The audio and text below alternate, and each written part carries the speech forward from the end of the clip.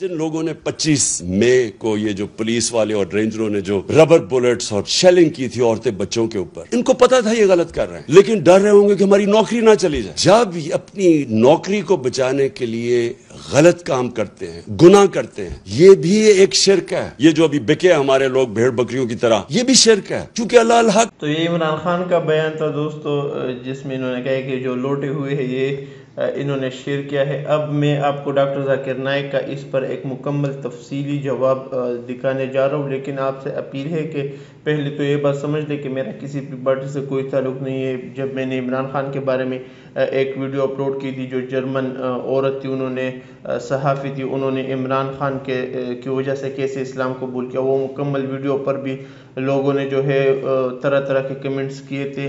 تو پہلے یہ آپ کو بتاتا چلوں کہ میرا کسی پارٹی سے کوئی تعلق نہیں۔ اور دوسری بات یہ دوستو کہ آپ فضول میں سارا دن پولیٹکس والے اور سیاست والی ویڈیوز اور نیوز وغیرہ سنتے ہیں، اس سے آپ کو ڈپریشن کے علاوہ کچھ بھی نہیں ملے گا۔ جو ڈاکٹر ذاکر نائک کا یہ جو اگلا کلپ ہے یہ آپ مکمل سن لیں، انشاءاللہ آپ کو اس میں انتہائی حد درجے کی قیمتی معلومات ملیں گی۔ اور یہ وہ کلپ ہے جس مقصد کے لیے، جس توحید کے لیے اللہ نے اپنے انبیاء کو بھیجا ہے۔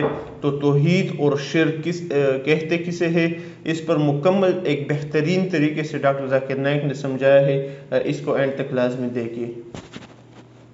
اللہ سبحانہ و تعالیٰ کی جو صفت ہے وہ یونیک ہونا چاہیے، ہٹ کے، الگ۔ جب بھی آپ صفات بیان کریں گے فوراً صرف اللہ کی طرف ان صفات کا اشارہ ہونا چاہیے۔ اگر وہ صفت اللہ کے علاوہ کسی اور کی طرف اشارہ کرتی ہے تو وہ صحیح صفت نہیں ہے۔ مثال کے طور پہ آپ جانتے ہوں گے ایک انسان جس کا نام تھا نیل آرمسٹرانگ۔ آپ شاید جانتے ہوں گے کہ سب سے پہلا انسان جس نے چاند پر قدم رکھا اس کا نام تھا نیل آرمسٹرانگ۔ آپ جانتے ہیں کہ نہیں؟ جانتے ہیں کہ نہیں؟ جانتے ہیں، ماشاءاللہ آپ کا علم بہت گہرا ہے۔ اگر میں کہوں گا کہ نیل آرمسٹرانگ ایک ایسٹروناٹ تھا، میں صفت تو صحیح ہے، لیکن جب میں اس صفت کو الٹا کروں گا، who was an astronaut، کون ایسٹروناٹ تھا، آپ ہزاروں انسان کا نام لے سکتے جو ایسٹروناٹ تھے، وہ ایک یونیک صفت نہیں ہے۔ اسی طریقے سے میں کہوں گا کہ نیل آرمسٹرانگ ایک امریکن تھا، صفت تو صحیح ہے لیکن یونیک نہیں ہے، علیحدہ نہیں ہے، ہٹ کے نہیں ہے۔ اگر میں اس سینٹنس کو الٹا کروں گا، who was an American، American کون ہے، آپ لاکھوں نام دے سکتے ہیں جو امریکن ہیں۔ تو ایسی صفت دو جو صرف اس شخص کی طرف اشارہ کرے۔ مثال کے طور پہ میں کہوں گا Neil Armstrong was the first man who set foot on the moon. آپ جب اس جملے کو الٹا کرتے ہیں، who was the first man who set foot on the moon, سب سے پہلا انسان کون تھا جس نے چاند پہ قدم رکھا؟ جواب ہے نیل آرمسٹرانگ، ایک ہی جواب۔ تو ایسی صفت ہونا چاہیے جو جواب صرف ایک ہونا چاہیے۔ اسی طریقے سے جتنی بھی صفات اللہ کے ہے وہ صرف اللہ کی طرف رجوع ہونا چاہیے۔ اگر میں کہوں گا نعوذ باللہ کہ اللہ ایک بلڈنگ کو بنانے والا ہے، ٹھیک ہے، اللہ بلڈنگ کو بنا سکتا ہے، لیکن میں کہوں گا کون بلڈنگ کو بنا سکتا ہے؟ آپ ہزاروں بلڈر کا نام لیں گے بمبئی میں جو بلڈنگ بنا سکتے۔ تو یہ صفت یونیک ہونا چاہیے۔ اگر میں کہوں گا اللہ سبحانہ و تعالیٰ کائنات کے خالق ہے، جملے کو الٹا کیجئے، کون کائنات کا خالق ہے؟ جواب صرف ہے اللہ۔ جو صفت یونیک ہونا چاہیے، علیحدہ ہونا چاہیے، ہٹ کے ہونا چاہیے، الگ ہونا چاہیے۔ اسی طریقے سے الرحمن، الرحمن کون ہے؟ صرف اللہ۔ الرحیم، الرحیم کون ہے؟ صرف اللہ۔ تو جتنی صفات اللہ کی ہے وہ یونیک ہونا چاہیے، علیحدہ ہونا چاہیے، ہٹ کے ہونا چاہیے، الگ ہونا چاہیے، یہ ضروری ہے۔ دوسری بات، اللہ کی صفت کے ساتھ اس کے مخلوقات کی صفت نہیں ہونا چاہیے۔ آپ یہ نہیں کہہ سکتے ہیں کہ اللہ کائنات کا مالک ہے اور اللہ بھول سکتا ہے، کیونکہ بھولنا انسان کی صفت ہے، اللہ کی نہیں. تو صحیح صفت کے ساتھ غلط صفت نہیں جوڑ سکتے. اور اگر 3-4 صفتیں اللہ کی، صرف اللہ کی طرف آپ کو رجوع کرنا چاہیے، اور ساری صفات صرف اللہ کی ہونا چاہیے، دوسری کسی کی نہیں. یہ ضروری ہے. پھر کچھ انسان مجھ سے کہتے ہیں کہ یہ خدا صرف ایک کیوں، ایک سے زیادہ کیوں نہیں ہو سکتے؟ قرآن مجید میں لکھا ہے سورہ انبیاء میں سورہ نمبر 21 آیت نمبر 22 میں، اگر ایک سے زیادہ خدا ہوتے تو اس کائنات میں کنفیوژن ہوتا ہے اور آپس میں جھگڑا ہوتا. اگر ایک سے زیادہ خدا ہوتے تو کائنات میں کنفیوژن ہوتا، آپس میں جھگڑا ہوتا ہے. اسی لیے خدا ایک ہی ہو سکتا ہے. میں جانتا ہوں کئی دیگر مذاہب میں لوگ غلط تصور کرنے کے بعد یہ سمجھنے لگتے ہیں کہ بہت سے خدا ہے اور ایک خدا دوسرے خدا سے جھگڑ رہا ہے، ایک خدا دوسرے خدا کی مدد لیتا ہے تیسرے خدا کو ہرانے کے لیے، ایک خدا دوسرے خدا کا قتل کر رہا ہے. تو قرآن میں صحیح لکھا ہے سورہ انبیاء میں سورہ نمبر 21 آیت نمبر 22 میں کہ کئی میتھالوجیز میں اگر ایک سے زیادہ خدا ہوگا تو آپس میں جھگڑا ہوگا. لکھا ہے سورہ مومنون میں سورہ نمبر 23 آیت نمبر 91 میں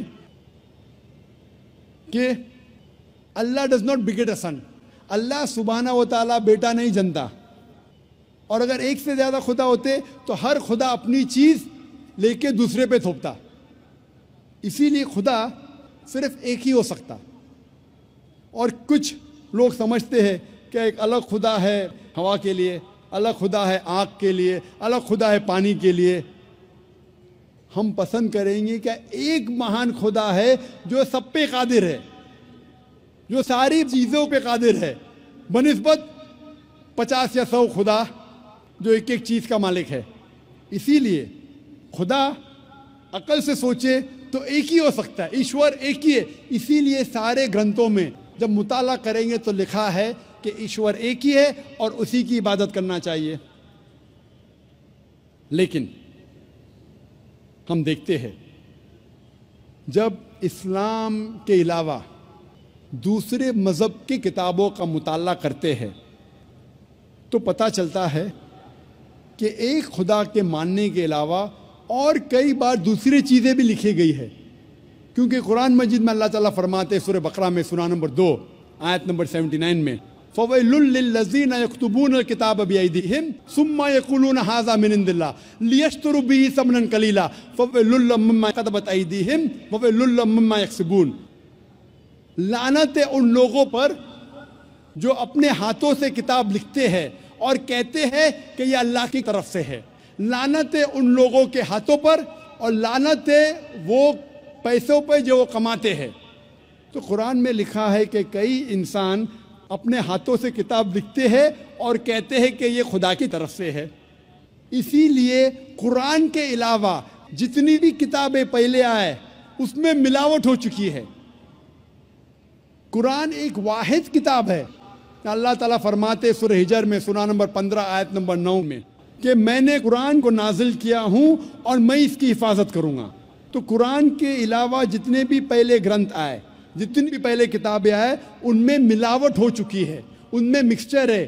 انسانوں نے ان میں ملاوٹ کی اور سارے مذہب کے ودوان، چاہے عیسائی ودوان ہو، ہندو ودوان ہو، یہودی ودوان ہو یا دیگر مذاہب کے ودوان ہو، وہ کہتے ہیں کہ ان کی کتابوں میں ملاوٹ ہو چکی ہے قرآن کے علاوہ.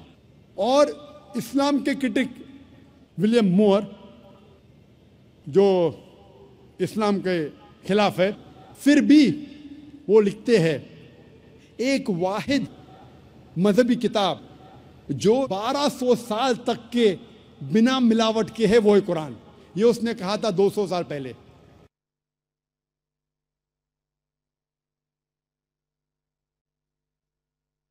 دشمن اسلام بھی کہتے ہیں کہ قرآن میں ملاوٹ نہیں ہے.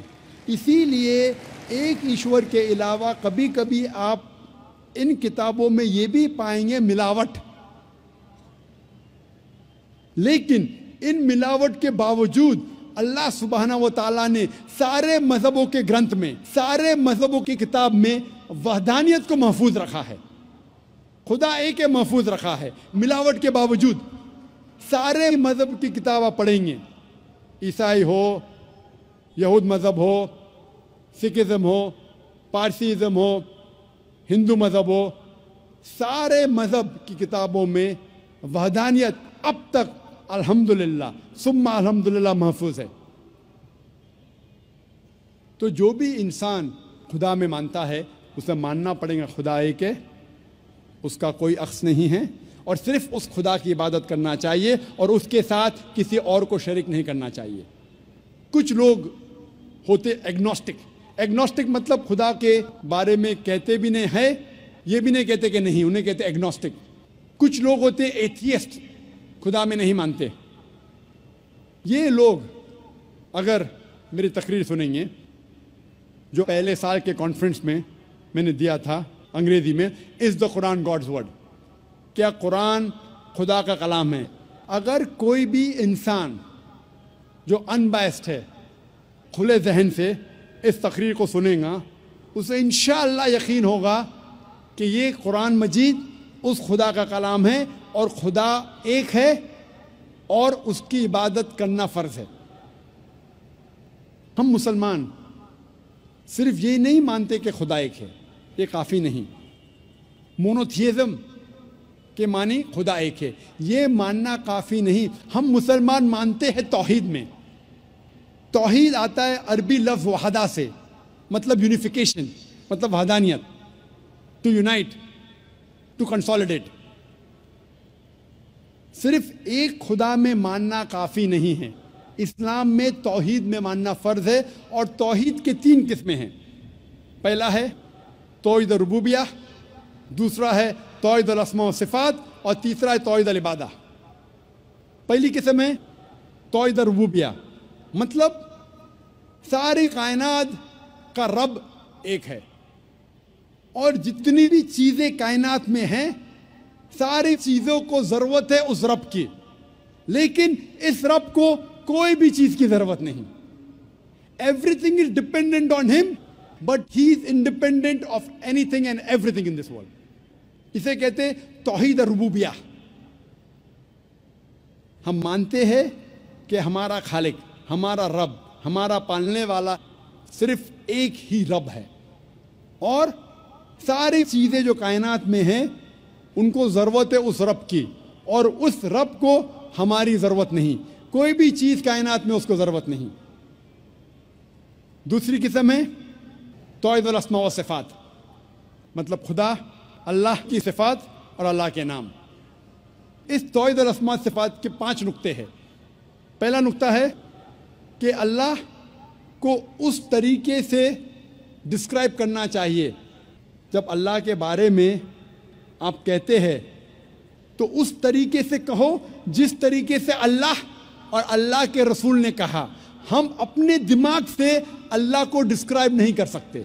جس طریقے سے اللہ اور اللہ کے رسول محمد صلی اللہ علیہ وسلم نے اللہ کے بارے میں ذکر کرا، اسی طریقے سے ہم کہہ سکتے۔ ہم اپنے دماغ سے اللہ کو ڈسکرائب نہیں کر سکتے۔ دوسرا نقطہ، اللہ کی صفات وہی ہے جو اللہ نے اپنے آپ کو کہا یا اللہ کے رسول نے کہا۔ آپ اپنے آپ اللہ کو صفات نہیں دے سکتے۔ مثال کے طور پہ قرآن میں لکھا ہے کہ اللہ کو غصہ آتا ہے، ہم یہ نہیں کہہ سکتے اللہ کی صفات الغاضب، غصہ ہونے والا۔ اللہ غصہ ہوتا ہے، لیکن اللہ یا اللہ کے رسول نے کبھی بھی نہیں کہا کہ اللہ کی صفات ہے غصہ ہونے والا، الغاضب۔ یہ غلط ہے۔ صرف وہ صفات دینا چاہیے جو اللہ اور اللہ کے رسول نے دی۔ اللہ اور اللہ کے رسول نے جو نام اللہ کو دیا ہے صرف اس سے ہم پکار سکتے ہیں۔ تیسرا نقطہ، جو اللہ کی مخلوقات کی صفات ہے وہ ہم اللہ کو نہیں دے سکتے۔ ہم یہ نہیں کہہ سکتے کہ اللہ سبحانہ و تعالی جھوٹ بولتا ہے۔ جھوٹ بولنا انسان کی صفت ہے۔ ہم یہ نہیں کہہ سکتے کہ اللہ سبحانہ و تعالی بھول گیا۔ بھولنا اللہ کی مخلوق انسان کی صفت ہے۔ چوتھا نقطہ، اللہ کی صفات آپ اس کے مخلوقات کو نہیں دیکھ سکتے. جو اللہ کی صفات ہے، جو انسان ہے یا مخلوقات ہے، اس کو آپ نہیں دیکھ سکتے. آپ نہیں کہہ سکتے کیا میں جانتا ہوں ایک انسان جو لافانی ہے. لافانی اللہ کی صفات میں سے ہے. انسان لافانی ہو ہی نہیں سکتا. اور 5واں نقطہ ہے کہ اللہ کا نام کسی انسان کو آپ نہیں دے سکتے. اگر دینا چاہتے ہیں اس کے آگے عبد لگانا ضروری ہے. مثال کے طور پہ آپ کسی انسان کو اللہ نہیں کہہ سکتے. کہنا ہے تو عبداللہ کہہ سکتے، اللہ کا عبد، اللہ کا بندہ. رحمان نہیں کہہ سکتے، عبد الرحمان کہہ سکتے کہ رحمان کا بندہ. اور آپ عبد کسی انسان کے آگے نہیں کر سکتے. آپ نہیں کہہ سکتے عبد الرسول، یہ غلط ہے. عبد، بندہ صرف اللہ کا ہو سکتا ہے انسان. یہ 5 نقطے ہیں توحید الاسماء و صفات کے. توحید کی تیسری قسم ہے توحید العبادہ. مطلب ہمیں صرف عبادت اللہ کی کرنا چاہیے، اس کے علاوہ کسی اور کی عبادت نہیں کرنا چاہیے. آپ اللہ کو رب مانتے، اللہ کو اچھے نام سے پکارتے، اچھے صفات دیتے، لیکن اللہ کے ساتھ کسی اور کو شریک کرے، کسی اور کی عبادت کرے تو یہ توحید العبادہ کے خلاف ہے. عبادت صرف اللہ کی ہونا چاہیے. اللہ کے علاوہ کسی اور کی عبادت کرے تو یہ توحید کے خلاف ہے. اسی لیے قرآن مجید میں لکھا ہے سورہ یونس میں سورہ نمبر 10 آیت نمبر 31 میں کہا جاتا ہے مشرکوں کے بارے میں. جب آپ مشرکوں سے پوچھیں گے کہ اس کائنات میں ساری چیزیں کس نے بنائی، آسمان اور زمین کے بیچ میں، اس کائنات میں سننے کی قوت کس کی ہے، کون وہ شخص ہے جو سب سے پاورفل ہے، اس کائنات میں کون ہے جو مردوں میں جان ڈالتا ہے اور زندوں کو موت دیتا ہے، اس کائنات میں سب سے پاورفل کون ہے، یہ مشرک کہیں گے اللہ. پھر آپ اللہ کے ساتھ دوسروں کو شریک کیوں کرتے؟ یہ آیت میں سورہ یونس میں سورہ نمبر 10 آیت نمبر 31 میں مشرک مانتے تھے توحید ربوبیہ میں کہ اللہ رب ہے، مانتے تھے توحید الاسماء صفات، اچھے صفات، لیکن اللہ کو ماننے کے علاوہ دوسروں کی بھی عبادت کرتے تھے. انہیں کہا گیا ہے مشرک. یہ پیغام دہرایا گیا سورہ زخرف میں سورہ نمبر 43 آیت نمبر 87 میں. جب آپ ان سے پوچھیں گے ان مشرکوں سے کہ آپ کا خالق کون، وہ کہیں گے اللہ. تو آپ اللہ کے علاوہ دوسروں کی عبادت کیوں کرتے؟ یہ مشرک مانتے تھے کہ ہمارا خالق اللہ ہے، لیکن اللہ کے ساتھ دوسروں کی عبادت کرتے. اسی لیے اللہ تعالیٰ فرماتے ہیں سورہ یوسف میں سورہ نمبر 12 آیت نمبر 106 میں کہ اکثر لوگ اللہ کی عبادت نہیں کرتے دوسروں کو شریک کرنے کے بغیر. یعنی اکثر جو لوگ اللہ کی عبادت کرتے ہیں اللہ کے ساتھ دوسرے کی بھی عبادت کرتے ہیں. مطلب انسان اکثر جو اللہ کی عبادت کرتے ہیں، خدا کی عبادت کرتے، ایشور کی عبادت کرتے ہیں، اس خدا کے ساتھ دوسروں کو بھی شریک کرتے ہیں، دوسرے کی بھی عبادت کرتے ہیں. اور اگر اس توحید میں ان تینوں قسموں میں سے ایک بھی قسم کا آپ پالن نہیں کریں گے، ایک بھی قسم کو توڑتے ہیں، تو اسے عربی میں کہتے ہیں شرک. شرک مطلب پارٹنر، کسی کو شریک کرنا. اور شریعتاً شرک مطلب اللہ کے ساتھ کسی اور کی عبادت کرنا، اللہ کے ساتھ کسی اور کو شریک کرنا، اسے کہتے ہیں عربی میں شرک. اور قرآن مجید میں صاف طور پہ لکھا ہے سورہ نساء میں سورہ نمبر 4 آیت نمبر 48 میں اور سورہ نساء سورہ نمبر 4 آیت نمبر 116 میں کہ اللہ سبحانہ و تعالیٰ اگر چاہے تو آپ کے کوئی بھی گناہ کو معاف کر سکتا ہے، لیکن شرک کو کبھی بھی نہیں معاف کرے گا، کیونکہ جو انسان شرک کرتا ہے وہ بہت بڑا گناہ کرتا ہے اور بہت دور تک بھٹک چکا ہے.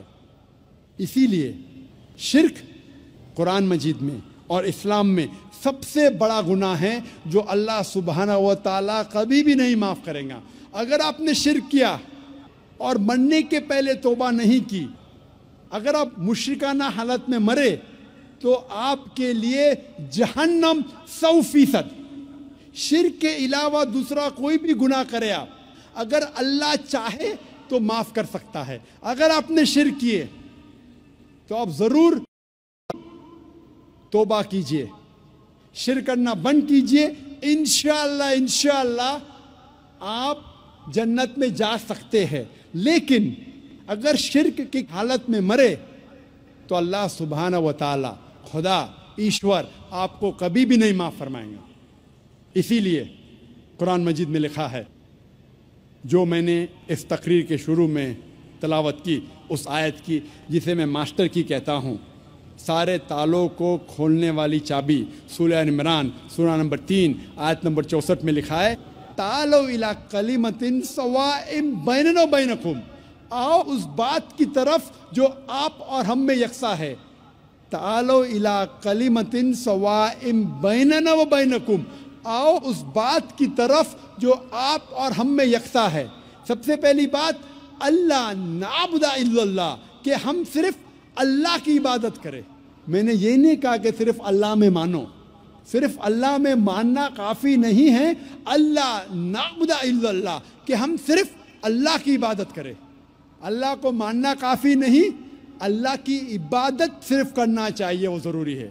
وَلَا نُشْرِكَ بِهِ شَيْئًا، ہم اللہ کے ساتھ کسی اور کو شریک نہ کریں۔ وَلَا يَتَّخِذَ بَعْضُنَا بَعْضًا أَرْبَابًا مِّن دُونِ اللَّهِ، کہ ہم آپس میں اللہ کے علاوہ کسی اور کو معبود نہ بنائیں، یہ ضروری ہے۔ وَلَا نُشْرِكَ بِهِ شَيْئًا وَلَا يَتَّخِذَ بَعْضُنَا بَعْضًا أَرْبَابًا مِّن دُونِ اللَّهِ فَإِن تَوَلَّوْا فَقُولُوا اشْهَدُوا بِأَنَّا مُسْلِمُونَ، اور اگر اس کے بعد وہ لوگ نہیں مانتے تو ہم گواہی دیتے ہیں کہ ہم مسلمان ہیں، ہم اللہ کی عبادت کرتے ہیں اور اللہ کا کہنا مانتے ہیں۔ یہی پیغام عیسیٰ علیہ السلام نے دیا۔ قرآن مجید میں لکھا ہے، سورہ مائدہ میں سورہ نمبر 5 آیت نمبر 72 میں، لَقَدْ كَفَرَ الَّذِينَ قَالُوا إِنَّ اللَّهَ هُوَ الْمَسِيحُ ابْنُ مَرْیَمَ، وہ لوگ کفر کر رہے ہیں جو لوگ کہتے ہیں کہ عیسیٰ علیہ السلام ابن مریم اللہ ہے، وہ لوگ کفر کر رہے۔ وقال المسیح، لیکن عیسیٰ علیہ السلام نے کہا، یا بنی اسرائیل، اے بنی اسرائیل، اعبدوا اللہ، اللہ کی عبادت کرو، ربی و ربکم، جو میرا رب اور آپ کا رب ہے۔ انما یشرک باللہ، اگر اللہ کے ساتھ کسی نے دوسرے کو شریک کرا، فقد حرم اللہ علیہ الجنہ، جنت آپ کے لیے حرام ہو جائیں گی، وما وہو النار وما للظالمین من انصار، اور آپ کے لیے جہنم کی آگ ہے، اور ظالم کے لیے آخرت میں کوئی مددگار نہیں۔ عیسیٰ علیہ السلام فرماتے، انما یشرک باللہ، اگر اللہ کے ساتھ کوئی کسی کو شریک کرتا ہے، فقد حرم اللہ علیہ الجنہ، جنت اس کے لیے حرام ہے، وما وہو النار وما للظالمین من انصار، اور اس کے لیے دوزخ کی آگ ہے، اور ظالموں کے لیے آخرت میں کوئی مددگار نہیں ہے۔ قرآن مجید میں اللہ تعالیٰ فرماتے ہیں، سورہ انعام میں سورہ نمبر 6 آیت نمبر 108 میں، کہ جو انسان غلط خدا کی عبادت کرتے ہیں، آپ ان خداؤں کو گالی مت دو، ورنہ یہ لوگ جہالت میں اللہ کو گالی دیں گے۔ لکھا ہے قرآن مجید میں سورہ لقمان میں سورہ نمبر 31 آیت نمبر 27 میں، اگر آپ اس دنیا کے سارے جھاڑ کو قلم میں تبدیل کریں گے اور سارے سمندر 7 سمندر ملا کے اگر سیاہی میں تبدیل کریں گے، پھر بھی آپ ان سے اللہ سبحانہ و تعالیٰ کے شبد نہیں لکھ سکیں گے۔ اس تقریر کو میں ختم کرنا چاہتا ہوں اللہ سبحانہ و تعالیٰ کی آیت سے، سورہ حج سے، سورہ نمبر 22 آیت نمبر 73 میں، جہاں اللہ تعالیٰ فرماتے ہیں کہ اے لوگو، اس بات کو سنو، جو کوئی آپ کے مددگار ہے اللہ کے علاوہ، اگر یہ سارے اکٹھا ہو گئے ایک مکھی کو بنانے کے لیے، پھر بھی یہ لوگ مکھی کو نہیں بنا سکیں گے، اور اگر مکھی کوئی کھانا ان سے چھینیں گی تو یہ لوگ اس کھانے کو بھی واپس نہیں لا سکیں گے۔ کمزور ہے وہ لوگ जो गलत खुदा की इबादत करते हैं, और कमज़ोर लोग हैं वो जिसकी इबादत करते हैं। वाखिर दावाना अल्हम्दुलिल्लाहि रब्बिल आलमीन। तो दोस्तों, डॉक्टर ज़ाकिर नाइक का मुकम्मल बयान आप लोगों ने सुन लिया। उम्मीद करता हूँ कि आपको पसंद आया होगा। एंड में मैं सिर्फ इतना कहना चाहूँगा, अगर आप किसी भी लीडर को सपोर्ट करते हैं, ये बात जहन में याद रख ले कि जितने भी पाकिस्तान में सियासी पार्टीज़ के जो लीडर्स हैं, ये सब इंसान है और इंतहाई गुनहगार किस्म के इंसान है। इससे जो आम आवाम है वो काफ़ी बेहतर है हर लिहाज से, और इनको इतना अच्छा मत समझे जितना ये ख़ुद को शो करते हैं। और जिस तरह ये मुखालिफिन की बुराइयां करते हैं तो उनको भी इतना घटिया नहीं समझना चाहिए, और इस ज़हनी ग़ुलामी से बाहर निकलना चाहिए कि मतलब कि मौलाना फजल रहमान से भी गलतियां हो सकती है, बल्कि हज़ारों गलतियां उन्होंने की है, इमरान खान से भी हो सकती है, ज़रदारी से, इन सब से। लेकिन आप ये यकीन करें कि एक इस किस्म का फितना हमारे इस कौम के लोगों में आया है कि अगर इमरान खान कुछ भी करे बस हमें वो पसंद है, ज़रदारी कुछ भी करे कराची में बस वो हमें पसंद है, या पंजाब में मुस्लिम लीग वाले कुछ भी करे, तो ये एक ज़हनी ग़ुलामी है जिसमें हमारी कौम गिर चुकी है। इंतहाई कम दर्जे वाले लोग हैं जो मैं नेट पर देखता हूँ, इंतहाई बहुत ही ज़्यादा कम तादाद के लिहाज से बहुत ही ज़्यादा कम ऐसे लोग हैं जो कहते हैं कि हम इन सब से बगावत करते हैं, और इन सब में जो भी पाकिस्तान जिसके लिए बना था ला इलाहा इल्लल्लाह, उसके इस कलमे के लिए अच्छा हो या इस कलमे के लिए कोई अच्छा काम करे, हम उन्हें सपोर्ट करेंगे। और जो भी इसकी मुखालफत करे, वो ख्वाह मौलवी हो या कोई भी हो, हम उससे बेजार है और हम उसकी इताअत नहीं करेंगे। तो अल्लाह करे कि इस तरह के लोगों की तादाद ज़्यादा हो, और ना तो कुरान में आया है कि जो हक़ पर होते वो इंतहाई कम होते हैं हमेशा। लेकिन फिर भी अगर आप भी इस तरह का माइंड रखते हैं तो मैं आपको मुबारकबाद देता हूँ। इंशाल्लाह अल्लाह ने आपको इन फितनों से बचाया है। और अगर आप किसी सियासी पार्टी से ताल्लुक़ रखते हैं तो मैं आपसे यही कहूँगा कि आपका जो लीडर है वो इंसान है, उससे गलतियाँ हो सकती है, और उसकी गलतियों की वकालत कभी भी ना करें। उम्मीद करता हूँ कि वीडियो आपको पसंद आई होगी। इस तरह की मज़ीद वीडियोस के लिए आप मेरे चैनल विज़िट कर सकते हैं, और इस वीडियो के बारे में आपकी अगर कोई राय हो तो वो भी आप मुझे कमेंट के ज़रिए ज़रूर बताएं। वस्सलाम।